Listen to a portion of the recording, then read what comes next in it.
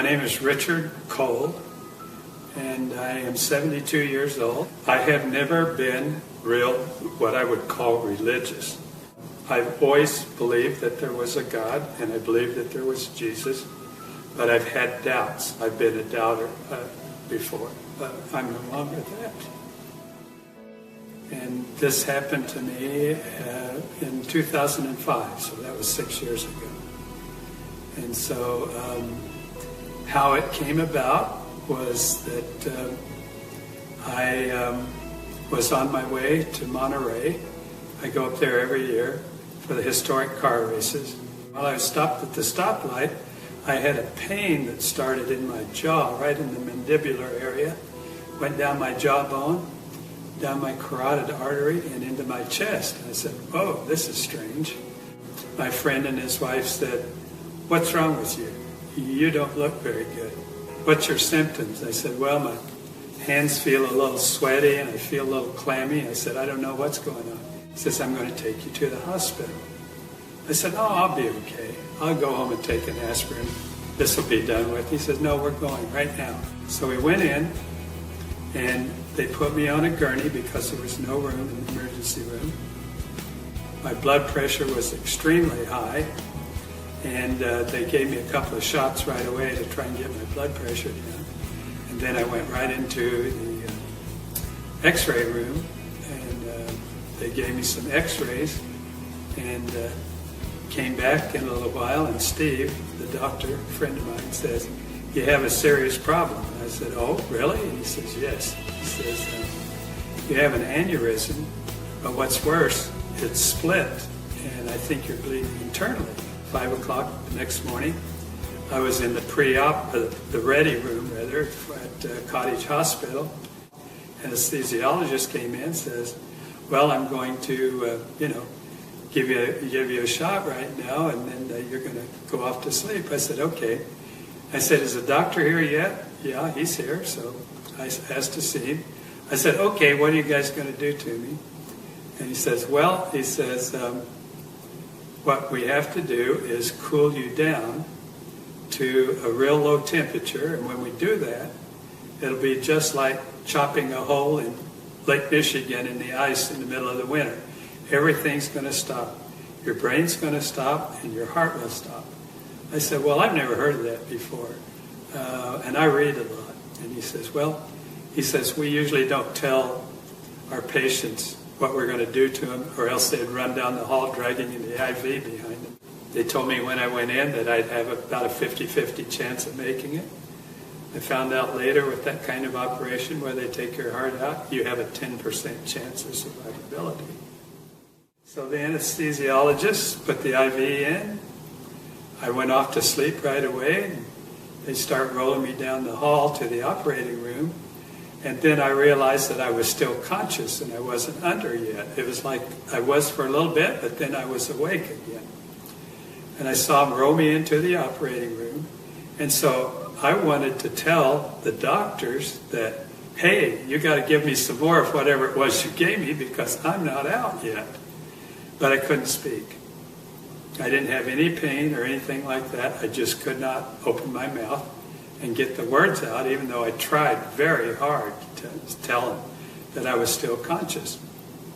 So I'm laying on the table, and there are 3 doctors standing over me and 2 nurses, and they all have their gowns on, their masks on and everything. They're ready to go.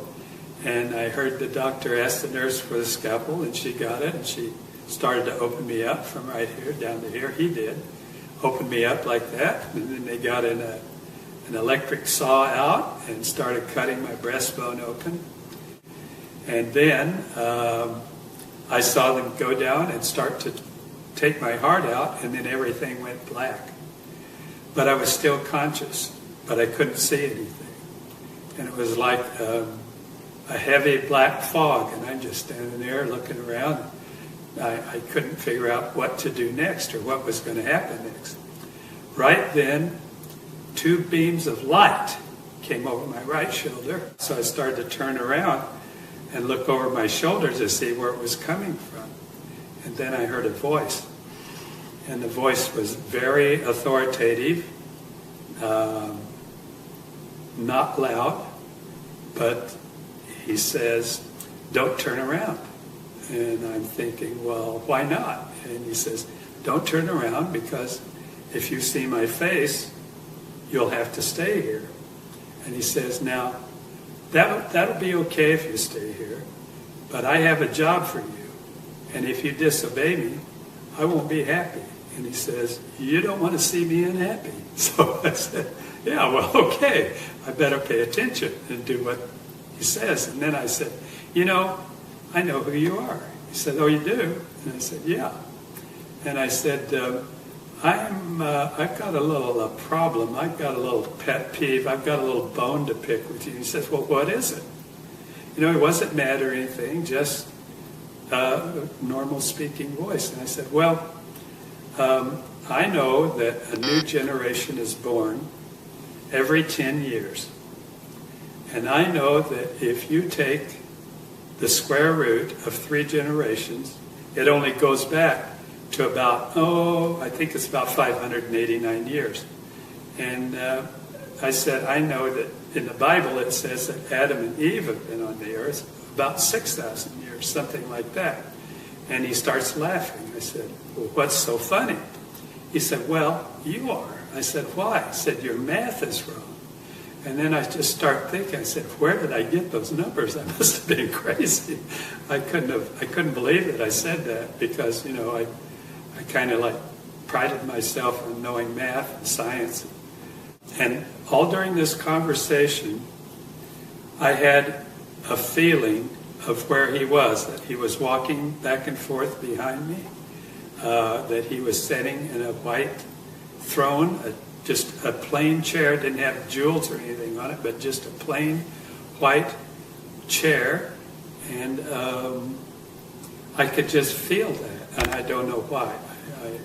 That's what I was feeling.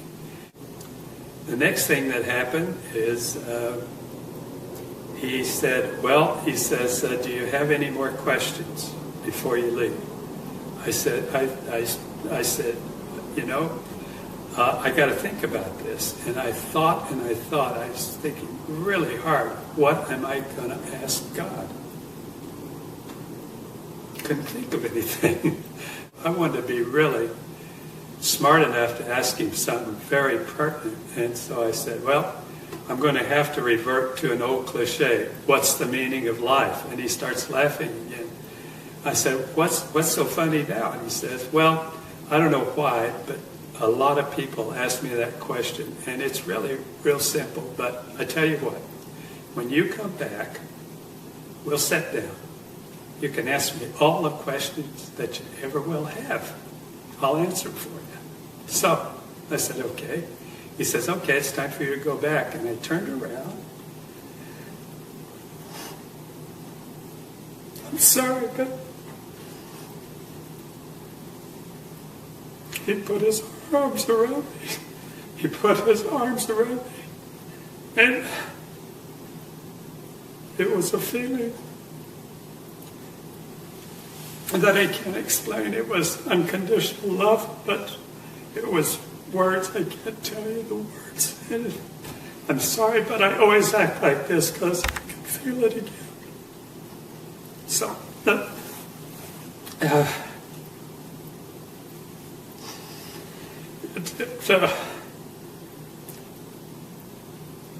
it changed my life.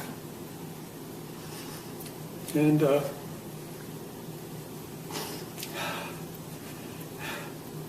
next thing I heard was the nurse was saying, I think he's ready to come out of it. His temperature's at 90 degrees. 9 days later, I was discharged from the hospital. First thing I wanted to do was go out and tell everybody I knew what happened to me. And I found out right away that was the wrong thing to do. Some people were okay with it. Some people just turned around and walked away from me as fast as they could. They were scared to death. They thought I'd lost my mind.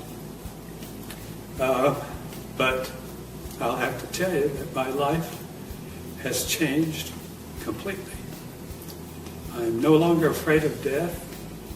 All the problems that I thought were problems are all gone. I don't have any problems. I don't have anything that gets me down. A week later, a guy came in that I knew, and he said, I heard about your experience. I said, yeah, it happened. He said, I heard that you were, you had a near-death experience and that you were out for about an hour. And I said, yeah, that's true. And he said, well, the same thing happened to me. And I said, and then I asked him what the meaning of life was. And he says, oh, that's easy. It's all about love. That was the perfect answer. So I got that message right away.